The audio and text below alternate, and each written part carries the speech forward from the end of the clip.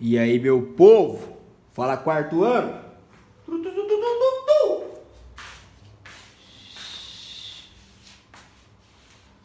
Como é que vocês estão? Belezinha? Dia 1º, nós estamos em julho, passamos da metade do ano, já estamos vislumbrando aqui o fim do ano agora, né? Que uns dias é Natal. Então, meu querido quarto ano, nós teremos mais uma aulinha aqui para nós fecharmos o capítulo 7. Os colegas pediram, eu farei, vou tirar uma foto do quadro como ele está e vou colocar lá no Google Classroom para que você possa copiar mais facilmente, poder dar zoom e etc. Ok? Então eu quero que você preste bastante atenção. Nós teremos 2 vídeos de aula gravada hoje e depois teremos um encontrinho ainda para tirar as dúvidas sobre as aulas, ok? Então eu vou vai ter o tempo da aula, eu quero que você preste atenção na aula e eu vou dar um tempinho para você copiar, 5 a 10 minutinhos para você copiar, ok? Então vamos lá, vamos prestar bastante atenção. O que nós estamos estudando? Da África para o Brasil. Este é o título do nosso capítulo 7, pessoal. O capítulo 7, que está na página 80, 81, 82, 83, 84, 85.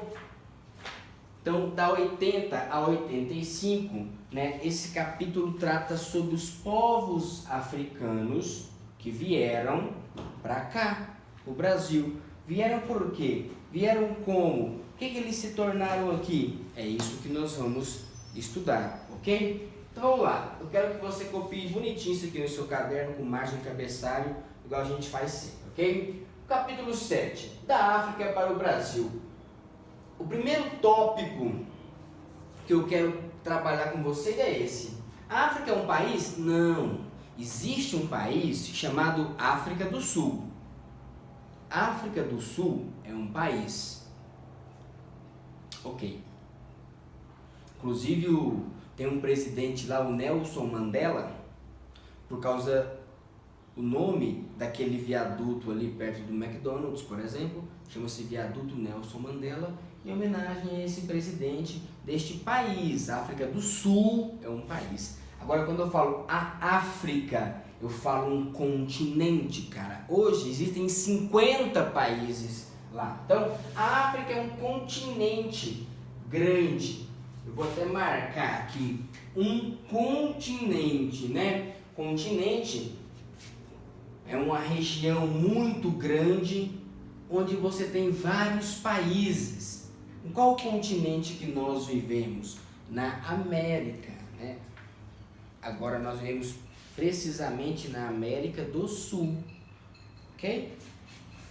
A África, assim como a América, é muito grande, tem vários povos vivendo naquela região, ok? Então, tem muita riqueza natural, muita riqueza cultural, você tem uma enorme diversidade cultural.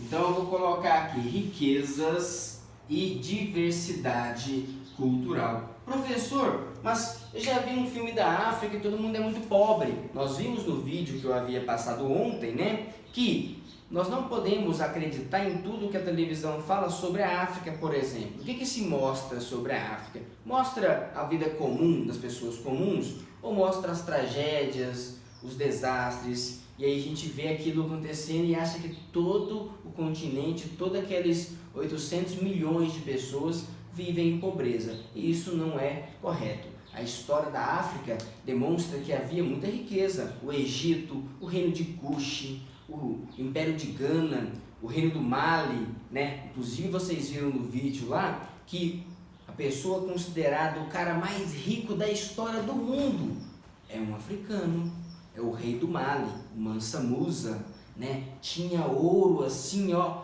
que não acabava nunca mais, tá? Então, segundo tópico que nós vamos trabalhar, pessoal, costumamos dividir o continente africano em norte da África. Pessoal, existe o deserto do Saara. é o maior deserto quente e seco do mundo. Ele corta o continente africano. O deserto do Saara é maior do que o Brasil. Ele inteirão, assim. Então, vocês são, o Brasil é gigante. O Brasil é o quinto maior país do mundo. O deserto é maior do que o Brasil. Acima do deserto, nós chamamos de norte da África, ou África branca. Eu mostrei para vocês a foto daquelas pessoas que são africanos e não são negras, né? Agora, ao sul, abaixo do deserto do Saara, nós temos a África subsaariana, também chamada de África negra, ok? O deserto do Saara, sendo o maior deserto quente e seco do mundo, né? Faz com que haja uma divisão natural, né? É difícil de atravessar o deserto. As pessoas atravessam o deserto, né? É difícil. Então, acima lá do deserto se desenvolveu de um jeito, abaixo do deserto se desenvolveu de outro jeito, ok? Beleza. Então nós sabemos, quando eu falo no norte da África, pessoal, não é um país. Então, África do Sul é um país. Se eu falar norte da África ou África do Norte, não é um país, é uma região. Naquela região as pessoas, em maioria, têm pele negra, falam a língua árabe, né? E quando eu falo África Negra ou África é de sul, subsaariana. Sul é abaixo ali, né? Quando você vê o mapinha, o deserto está aqui, a África subsaariana está abaixo do deserto. Ok, pessoal? Próximo tópico, terceiro tópico, né? Muito do que conhecemos sobre os povos africanos veio, né, originou-se do estudo da cultura material, eu vou explicar o que é isso, e da tradição oral, ponto. Pessoal, a maior parte dos povos da África subsaariana, da África negra, não desenvolveram formas de escrita. Eles tinham uma tradição oral muito forte.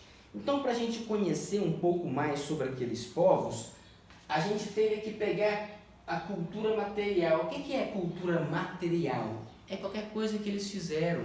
Uma faca, um pote, um copo, uma casa, né? Sei lá, a mudança do rumo de um rio que foi construída por aquele povo, né?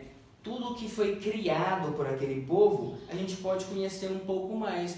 A gente pode saber, inclusive, que eles sabiam fundir o ferro, sabiam trabalhar o ferro, faziam ferramentas de ferro, né? Eles sabiam pegar o minério, distinguir essa pedra, né? Esquentar ela, derreter ela e formar uma ferramenta. Olha, nós sabemos como, ninguém escreveu sobre isso. Não, descobriu-se um monte destes objetos de ferro, descobriu-se os locais onde se fazia essas ferramentas de ferro. Então nós sabemos que esses povos da África lá sabiam fazer ferramentas de metal e o ferro, que é um dos mais fortes, né? Ok?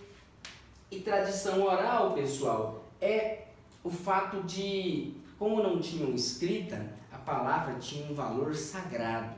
Nós, pessoal, muitas vezes falamos besteira demais, falamos demais. A gente combina certas coisas e não cumpre, a gente fala certas coisas que nem sempre é verdade. A gente, né, os contratos que a gente faz só vale o que está escrito, assinado, a nossa sociedade. Agora, os povos que não tinham escrita, a palavra era quase que sagrada, pessoal. E existiam algumas pessoas chamadas griots, G-R-I-O, um acento circunflexo, e o S, griots, que eram uma espécie de anciãos, velhos ou velhas, anciãs também, tem as griots mulheres, né? Que eram as pessoas que conheciam todas as histórias que eram contadas de geração para geração e acabava se tornando uma espécie de sábio. Olha, hoje em dia, muitas pessoas, por exemplo, quando estão com dificuldade, quando são católicos vão conversar com um padre, ou quando são evangélicas vão conversar com um pastor, né? Enfim, naquelas pessoas, quando tinham algumas dificuldades, elas iam falar com esses anciãos ou anciãs, pessoas mais velhas, né? Ancião, anciã quer dizer uma pessoa mais velha, sábia, uma pessoa que tem muito conhecimento. Então, eles eram essas pessoas que sabiam e elas decoravam, aprendiam as histórias, né? Conheciam os mitos, as histórias das criações, dos deuses, e isso é importante para preservar a cultura. Esses griots, pessoal, eles são contadores de histórias, é como se eles fossem uma biblioteca, tudo na cabeça.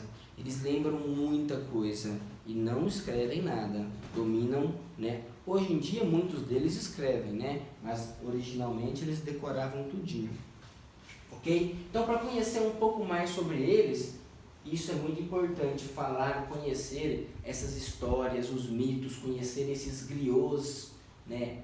Que falam sobre a cultura, sobre o passado daqueles povos. Posso perguntar, por exemplo, assim, de que forma hoje nós conhecemos, né, sobre a cultura dos povos africanos, sendo que eles não tinham escrita?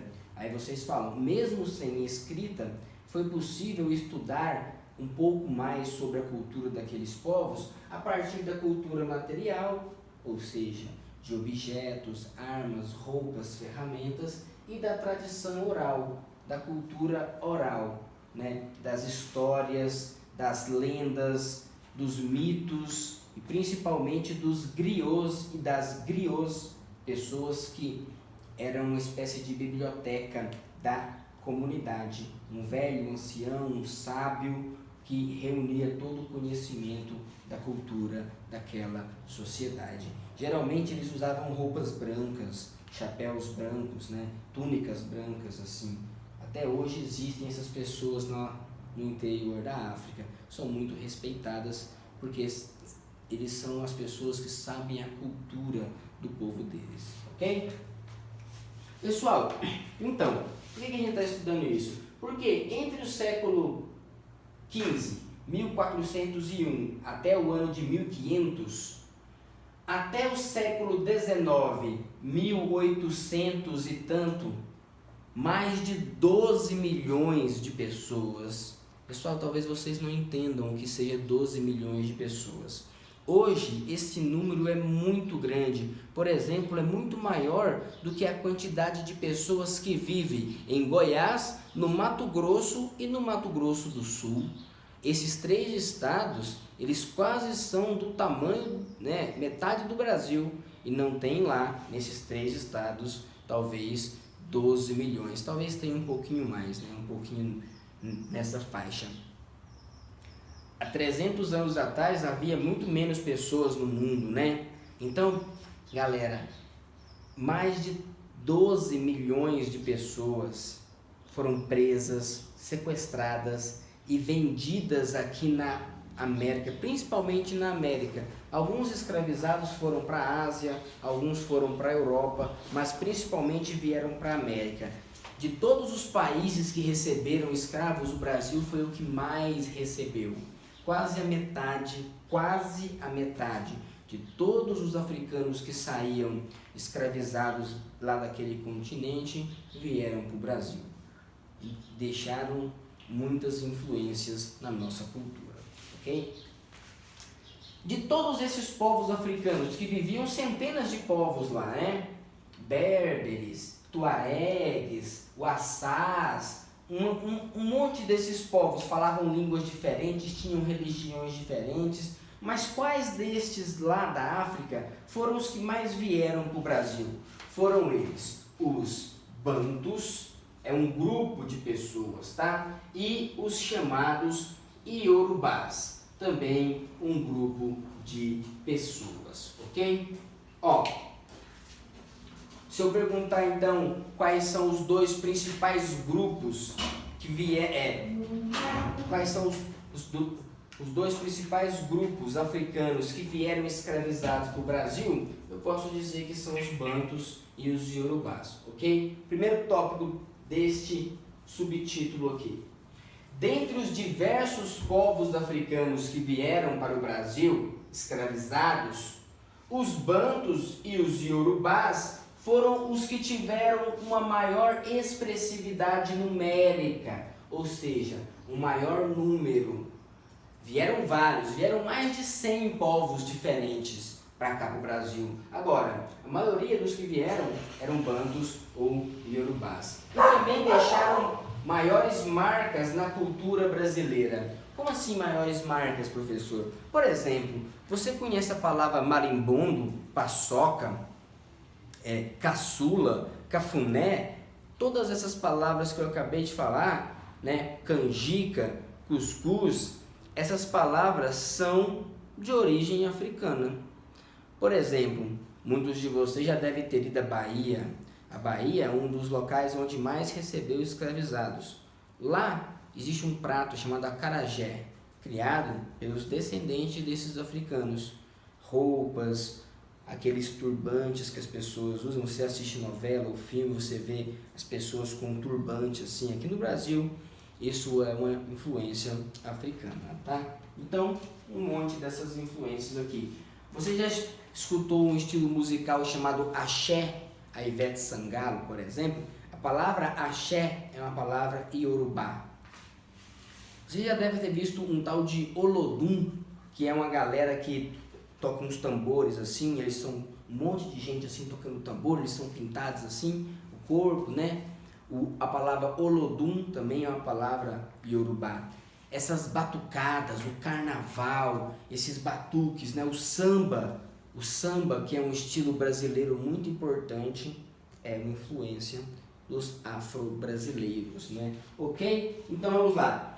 Quem que são esses povos bantus, pessoal? O pessoal é um monte de povo, é um monte de galera. E eles viviam numa região gigantesca. Agora, nós podemos falar que o seguinte, eles viviam na região da África Central. Se você observar o mapa da página 83, pessoal, se você observar o mapinha da página 83, você vai ver aqui, onde está de laranjado, né? Nós temos os povos bantus. Ó, Luanda, por exemplo, é a capital de Angola, né? Tá aqui Moçambique. E de roxinho estão os sudaneses, né? Onde principalmente os iorubás vieram para o Brasil. Ou seja, os povos bantus viviam na região que nós chamamos de África Central. Como assim? Você já viu falar que nós, em Goiás, estamos no centro-oeste do Brasil? Existe uma região do Brasil chamada Centro-Oeste. Goiás, Mato Grosso do Sul, Brasília.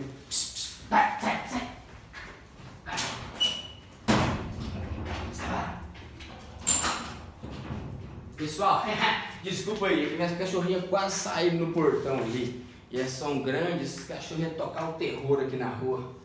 Malandrinhas. Enfim, desculpe, né? Tal como nós em Goiás estamos no centro-oeste, aqueles povos bantus viviam na região da África Central, mais ou menos o centro, ali o meio da África, né? Onde hoje existem países como Angola, Moçambique e República Democrática do Congo, pessoal. Olha, se você olhar na sua página 25, você vai perceber onde estão esses países, né? Tem um mapinha na página 25 também, ok? Os povos bantus viviam de modos diferentes uns dos outros. Como assim? Tinha povo bantu que tinha rei, o rei do Congo, por exemplo. Tinha povos bantus que não tinham rei, eram chefes tribais. Inclusive tinha povos, né, que mulheres eram as chefes, como é o caso da rainha Nzinga, que lutou mais de 90 anos, ela viveu 90 anos quase, né? Lutou quase 70 anos contra os portugueses, nunca foi presa, nunca foi capturada, né? Então, os bantus viviam de modos diferentes uns dos outros. Uns viviam em grandes cidades, outros viviam em pequenas aldeias, né? Porém, eles compartilhavam, eles tinham a mesma língua, eles falavam Swahili. Swahili é uma das línguas mais faladas até hoje na África, né? É como se fosse assim, pessoal. Imagina que nós aqui no Brasil e tem um português de Portugal. Existem algumas diferenças, mas é quase a mesma língua, né? É a mesma língua, enfim, com algumas diferenças. A mesma religião. Esses povos bantus, mesmo vivendo em locais diferentes, adoravam quase os mesmos deuses, as mesmas deusas, né? Então, pessoal, eles compartilhavam alguns aspectos culturais. Eita, eu mexi aqui, acabou tirando do lugar, né, pessoal? Desculpa. Acho que foi. Ok? E eles também tinham as mesmas tecnologias, as mesmas técnicas. Como assim, professor? Técnica e tecnologia? Olha só, técnica é o saber fazer. Então, descobriu-se que vários povos bantus, mesmo vivendo em locais e até de formas diferentes, faziam os potes de barro da mesma forma, faziam as ferramentas de ferro da mesma forma, ou seja, eles compartilhavam o mesmo jeito de fazer as coisas, eles tinham as mesmas técnicas e eles tinham as mesmas ferramentas, né? Ferramenta, então nós podemos falar que são uma tecnologia. Tecnologia é qualquer ferramenta que facilita um trabalho seu. Esse canetão aqui é uma tecnologia, porque ele facilita eu escrever ali naquele quadro. É uma tecnologia complexa? Não, ela é bastante simples. Agora, o smartphone, o computador, já é uma tecnologia, uma ferramenta mais complexa. Por que o celular é uma ferramenta? Eu estou gravando esta aula com o meu celular. Você vai assistir no computador, né? Ou com o seu smartphone.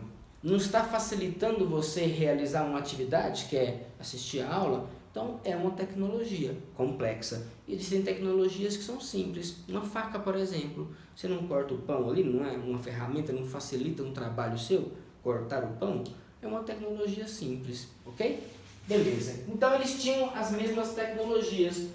Eles sabiam a mesma forma de fundir os metais, ou seja, dominavam a mesma metalurgia. Cerâmica são os potes, as panelas de barro, aqueles filtros de barro, né? Cerâmica é essa arte. E até mesmo a telha de muitas das casas são de barro também, ok? Vamos lá. E os povos... e eles foram principalmente para a região centro-sul, sudeste, sul, né? Principalmente para o Rio de Janeiro, São Paulo, Bahia. A canjica, por exemplo, é uma palavra banto, né? A paçoca é uma criação dos bantos, né? Muita coisa que nós comemos hoje em dia assim é uma cultura que ou veio com eles ou eles acabaram criando aqui, né? E nós falamos que hoje faz parte da cultura brasileira, né? Paçoca, por exemplo, para mim é um dos doces mais gostosos do mundo, né? Então a gente pega uma bola de sorvete assim, quebra uma paçoca, então, menino, velho. Enfim, esses povos iorubás, pessoal, já vieram principalmente para a região nordeste, ok? Bahia. Pensa assim, Iorubá é Bahia, é acarajé, é a galera, né, comendo vatapá, quiabo, né? Tudo foi trazido ali por essa galera, jogando capoeira.